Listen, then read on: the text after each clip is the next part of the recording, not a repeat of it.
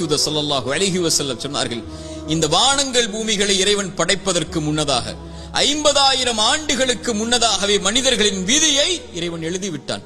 எவ்வளவு நாள் இவன் வாழ்வான், எவ்வளவு நாளில் மரணிப்பான், எதை பெறுவான், எதை இழப்பான், இவனுடைய வாழ்வாதாரம் என்ன, இவனுடைய சொத்து என்ன, இவனுடைய நஷ்டம் என்ன, இவனுடைய உறவு என்ன, இவன் பிரிவது என்ன, எல்லாம் எழுதப்பட்டு விட்டது.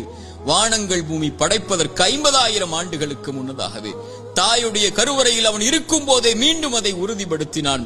இறை தூதர் ஸல்லல்லாஹு அலைஹி வஸல்லம் சொன்னார்கள், நல்லா கேட்டுக்கோங்க, உள்ளத்தை தட்டி இந்த ஹதீஸை அந்த உள்ளத்துக்கு சொல்லிக் கொடுங்க. எந்த ஒரு உயிரும் இந்த உலகத்தில் இருந்து மரணிக்காது அதனுடைய வாழ்வாதாரத்தை முழுமையாக்காமல். சுப்ஹானல்லாஹ், மீண்டும் சொல்கிறேன், எந்த ஒரு உயிரும் இந்த உலகத்தில் இருந்து மரணிக்காது அதனுடைய வாழ்வாதாரத்தை முழுமையாக்காமல். இவன் எதை பெறுவான், எதை இழப்பான், இவனுடைய சொத்து என்ன, இவனுடைய செல்வம் என்ன. ஒரு மனிதன் தன்னுடைய கடைசி சொட்டு தண்ணீரை அருந்தும் வரை, ஒரு மனிதன் தன்னுடைய சுவாச காற்றின் கடைசி மூச்சை இறைவன் எழுதியதின்படி சுவாசிக்கும் வரை மரணம் வராது.